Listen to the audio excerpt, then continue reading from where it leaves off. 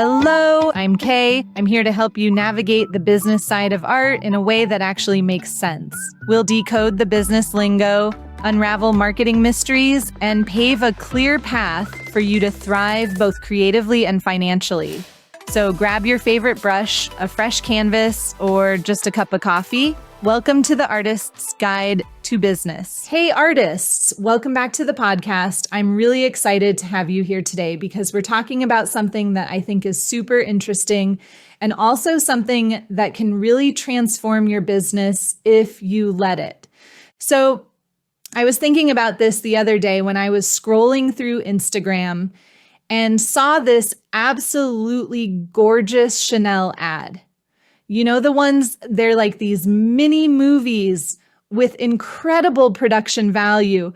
And I caught myself thinking, wow, they're not even really showing the product much. They're selling this whole feeling, this lifestyle, this experience. And that's when it hit me. There's so much we as artists can learn from luxury brands. Now, I know what you're thinking. You're like, but I'm not trying to be Chanel or Rolex or whatever, and that's totally fine. You don't have to be, but these brands have spent billions figuring out how to create desire and value, and y'all, we can absolutely borrow some of their strategies. Before we dive into those specific strategies, though, I want to talk about something really fundamental that luxury brands understand better than almost anybody else. They know exactly who their audience is. And I don't just mean demographically, like age or income level.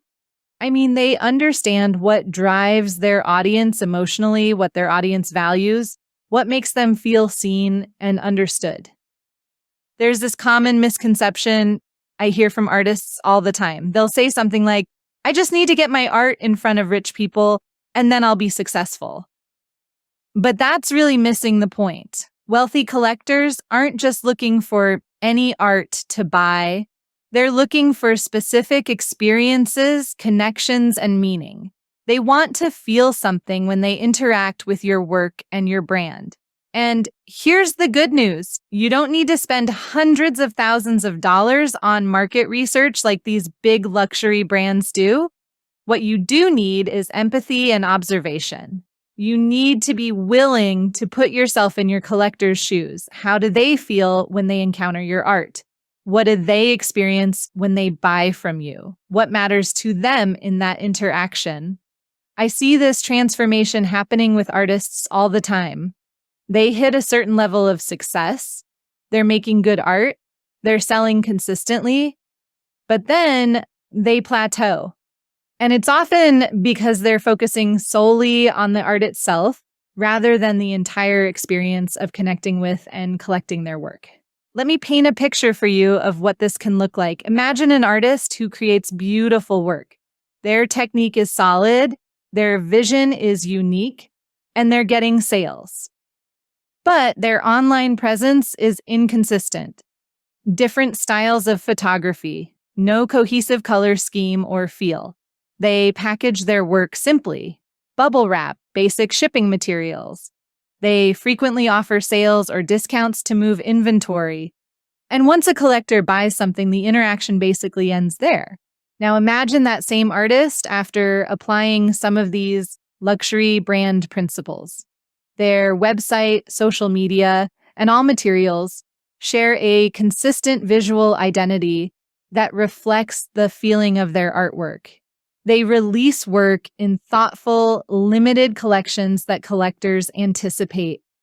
Their packaging isn't just protective, it's an experience with beautiful wrapping, personalized notes, and unexpected touches. They have a follow-up system that makes collectors feel valued and connected long after the purchase. And most importantly, their work commands higher prices with less resistance because the entire experience justifies the investment. That's the transformation we're talking about today, from simply making art that people buy to creating a complete experience that collectors value and seek out. And this isn't about being fancy or pretentious. It's about honoring your work and your collectors by creating something meaningful at every touch point. This mindset shift is especially powerful if you're already selling your work consistently. You've proven your artistic merit. Now, the question becomes, how do you create stronger connections, develop brand loyalty, and position yourself in that premium space where collectors follow your career with genuine interest? So, with that foundation in mind, let's talk about 5 specific strategies that luxury brands use that we can adapt for our art businesses. And I promise these aren't complicated or expensive to implement. They're really about approaching your existing business with a slightly different mindset. The first big thing that luxury brands absolutely nail is storytelling. They know that people don't just buy things, they buy the story behind things, the meaning, the connection. I mean, think about it. Chanel isn't just selling handbags and perfume. They're selling the story of Coco Chanel herself, this incredible woman who revolutionized fashion, who was super rebellious for her time, who had this fascinating life. When you buy Chanel, you're buying into that legacy. Or think about Rolex. Their ads never just say, hey, here's a watch that tells time really well. Instead, they show explorers climbing mountains, wearing their watches, or deep sea divers, or famous athletes. They're telling you this isn't just a timepiece, it's part of human achievement. So how does this translate to your art business? Well, I've found that a lot of times we artists can be really shy about sharing our stories. We'll post our artwork and just caption it with something like new painting, oil on canvas, DM for pricing, and that's it. But here's the thing. Your journey as an artist, why you create what you create, what inspires you, what you've overcome to make your art, that story is incredibly valuable. It creates connection with the people who might collect your work. I'll give you a personal example. For years, I did wedding painting, right? But when I first started, I would just list the technical details and my availability. It wasn't until I started sharing why I loved capturing these moments, how my own relationship inspired me to celebrate love, how I get tearful during the vows, even after dozens of weddings, that people really started connecting with what I was offering.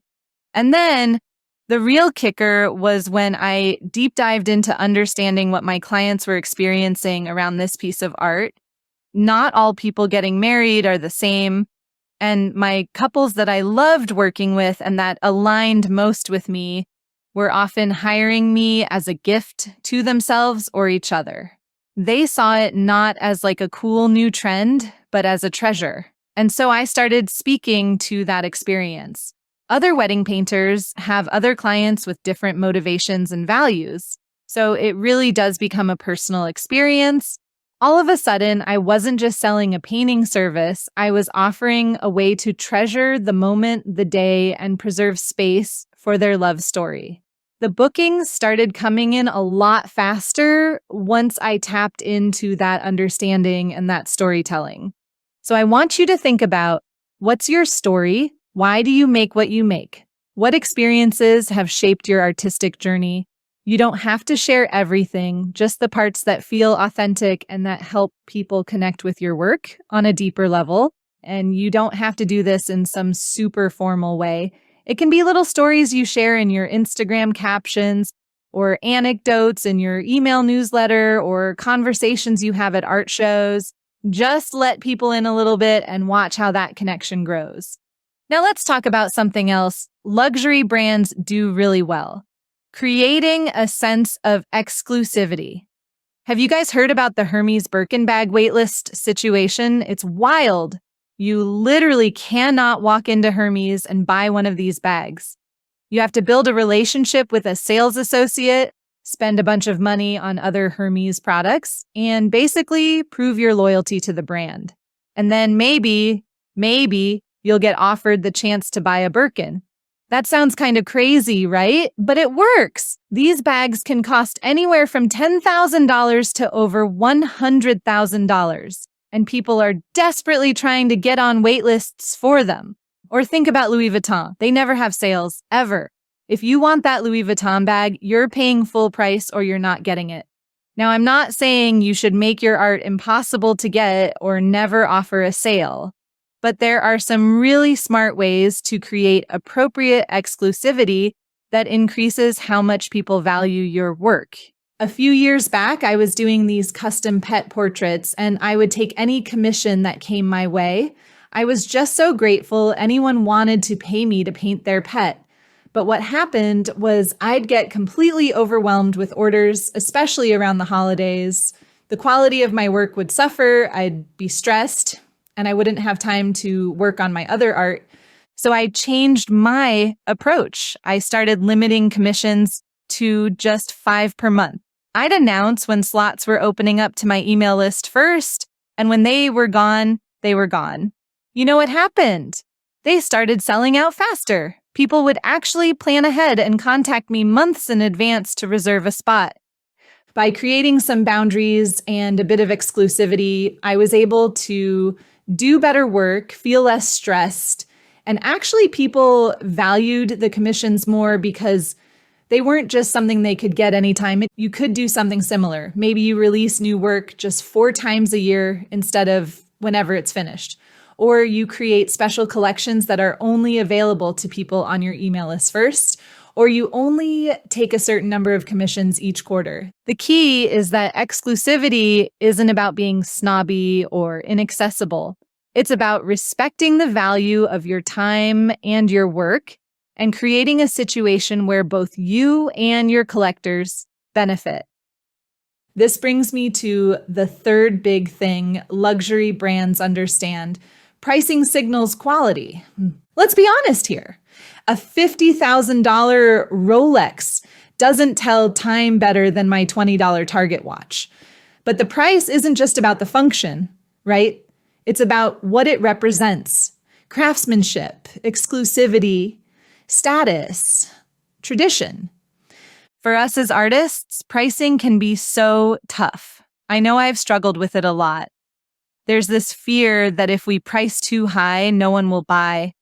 But here's something I've learned both from my own experience and from talking with other artists. If you underprice your work, people actually question its value. A lot of us price our artwork as low as we can go because we just really want it to sell. And in the beginning, before you know if anyone will buy your work or while you're developing your skills, this is not necessarily terrible. But as you sell more and as you have more skill and develop your perspective, it can actually work against you. With very low prices, people buying it may not really value it. They might haggle over the already low prices, or they'll ask for customizations without wanting to pay extra, or they'd just not seem that excited about what they were getting. Think about it this way. How do you treat a $7 t-shirt you got from a bargain bin as compared to the way you treat a $200 dress? In my experience, a mentor basically forced me to double my prices. I was terrified, but something interesting happened. The quality of my collectors completely changed. Suddenly, people were treating my work with more respect. They were excited about their purchases. They told their friends. They came back for more. Now, I'm not saying you should just randomly jack up your prices tomorrow, but I do want you to consider, are your current prices reflecting the time, skill, and unique vision you bring to your work? Are you factoring in not just materials, but your expertise and the years you've spent honing your craft? And when you talk about your pricing, do it with confidence. Don't apologize for your rates. Collectors and clients actually value transparency. They want to understand what makes your work worth what you're charging. One thing that's worked for me is offering payment plans instead of discounts. So if someone loves a piece but can't pay the full price up front, instead of lowering the price, I'll let them pay over 3 or 4 months. This keeps the value of the work intact while making it more accessible. Remember, the price tag on your art communicates something. Make sure it's communicating what you want it to. Let's move on to another strategy that luxury brands absolutely nail: consistency in their branding and aesthetic. Think about Apple for a second. From their sleek white stores to their minimalist packaging to the way their products look and feel, everything is consistent. You know an Apple product or an Apple store the moment you see it. Or think about Tiffany and Company. That particular shade of blue is so recognizable that it's actually trademarked. You see that blue box and you immediately know what it is. For us as artists, consistency doesn't mean all our work has to look identical. That would be super boring. And artistic growth means evolution. But the overall experience of your brand should feel cohesive. I struggle with this myself sometimes. There was this period where my Instagram feed was just a total mess. Some professional photos of my art, some casual behind-the-scenes shots with bad lighting, random personal stuff, you name it. And my website had this whole different vibe going on. Nothing felt connected. When I finally took the time to create some consistency using similar colors, fonts, photo styles across all my platforms, writing in the same voice, it made such a difference in how professional my whole brand felt. And that translated to people taking my work more seriously.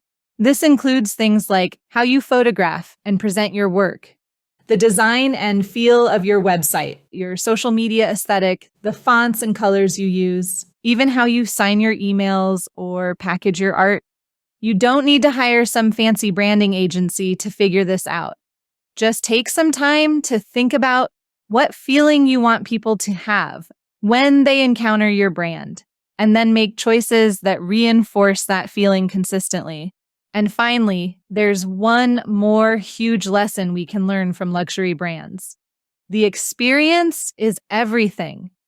If you've ever been in a high-end store or hotel, you know what I'm talking about. It's not just about the product, it's about how they make you feel from the moment you walk in the door, the service, the attention to detail, the little unexpected touches.